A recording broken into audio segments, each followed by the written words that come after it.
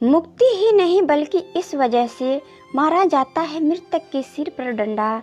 हिंदू धर्म में अंतिम संस्कार के कई नियम हैं।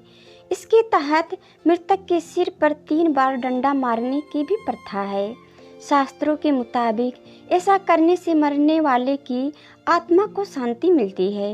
मगर इसके अलावा एक और वजह है जिसके चलते ऐसा किया जाता है।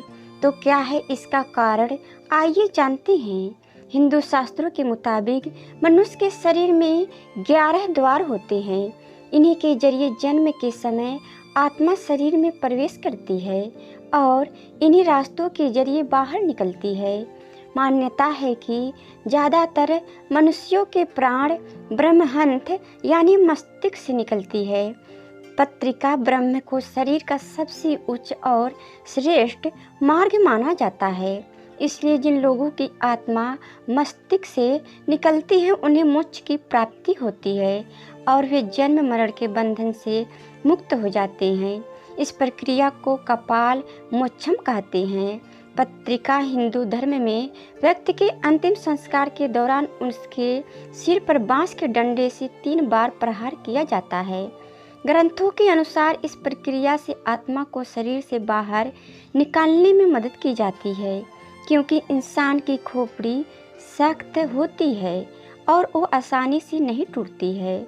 मगर डंडा मारने से ये क्रिया थोड़ी आसान हो जाती है। फिल्टर्स माना जाता है कि जब मृतक के सिर पर डंडा मारा जाता है उससे मस्तिष्क का ढांचा थोड़ा कमजोर हो जाता है, जो आग के संपर्क में आकर जल्दी टूट जाता है।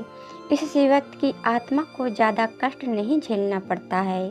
शास्त्रों में एक और तर्क दिया गया है जिसके तहत सिर पर डंडा इसलिए मारा जाता है जिससे आत्मा का दुरुपयोग न किया जा सके। दरअसल मरने के बाद शरीर से तो आत्मा निकल जाती है, लेकिन वो संसार से तब तक मुक्त नहीं होती जब तक उसका अंतिम संस्कार की प्रक्रिया पूरी न हो। यदि सिर पर डंडा न मारा जाए तो व्यक्ति की आत्मा उसके शरीर में ही रहती है। इसका तंत्र विद्या के जरिए गलत इस्तेमाल हो सकता है, क्योंकि मृतक का शरीर तमाम सिद्धियों को प्राप्त करने का बेहद आसान तरीका होता है। तांत्रिक आत्मा को अपने वश में कर कोई भी काम करवा सकते हैं। इससे बचने के लिए ही सिर पर 3 बार डंडा मारकर आत्मा को शरीर से मुक्त कराया जाता है।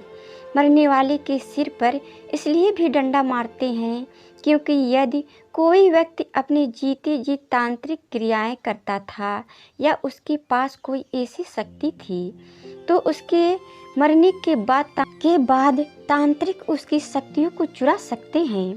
तांत्रिक तंत्र विद्या के जरिए मृतक की आत्मा को अपने वश में कर सकते हैं।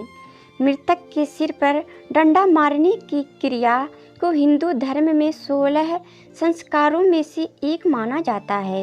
ऐसा करने से व्यक्ति की आत्मा को शांति मिलती है। इससे पूर्वज भी प्रसन्न रहते हैं, जिसके कारण परिवार या वंश पर किसी तरह का संकट नहीं आता है और न ही पितृ दोष लगता है।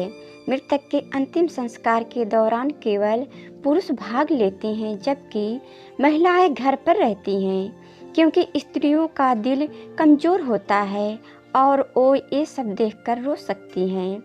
उनकी इसी भावुकता के चलते मरने वाले की आत्मा प्रसन्न होकर नहीं जा पाती है, इसलिए महिलाएं शमशान नहीं जाती हैं।